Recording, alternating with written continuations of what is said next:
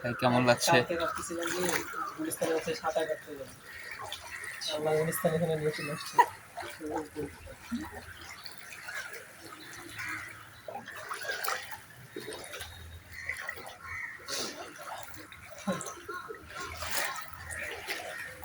ওই সৌদের মতো তো রুম পর্যন্ত পানি ওঠে না এই বৃষ্টিতে।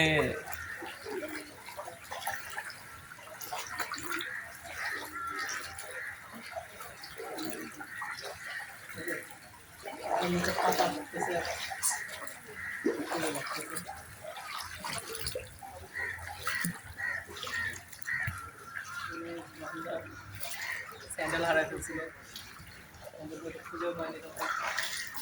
ইয়ে করছে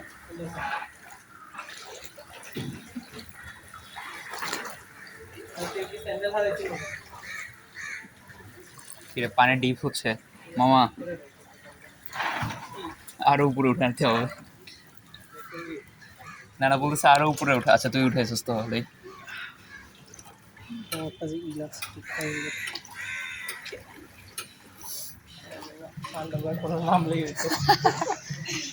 ওইদিকে চল ভাই।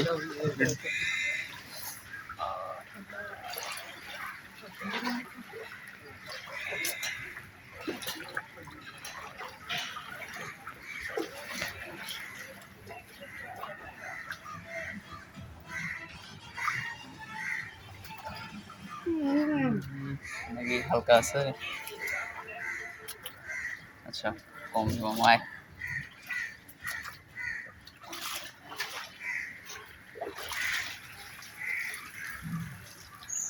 সাবধানে আসিস ভাই, পড়ে যাস না।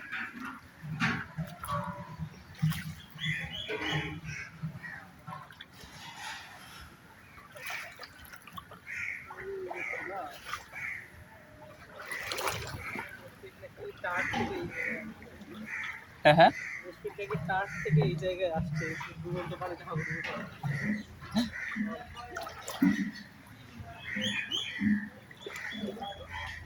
সেই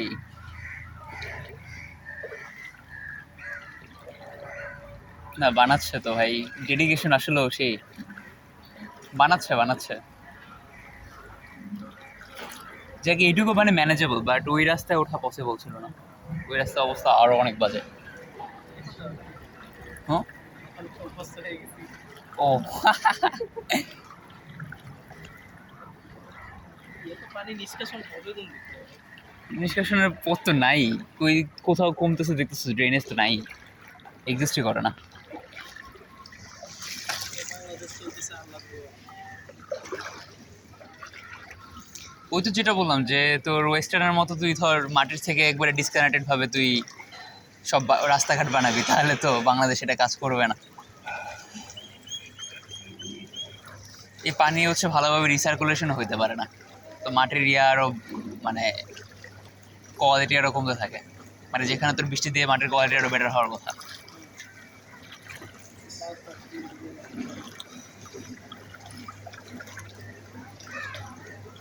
এগুলো তো আর রিসেন্টলি হয় নাই মামার তেল।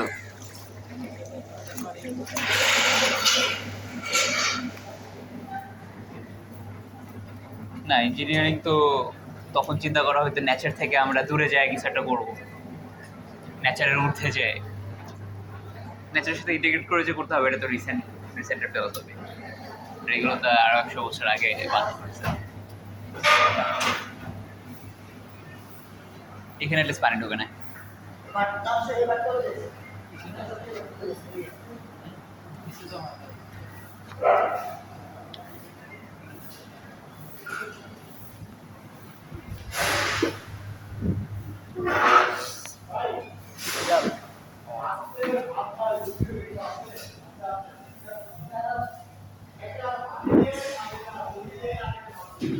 কি করো বিরা? চলে গেছে তোমার।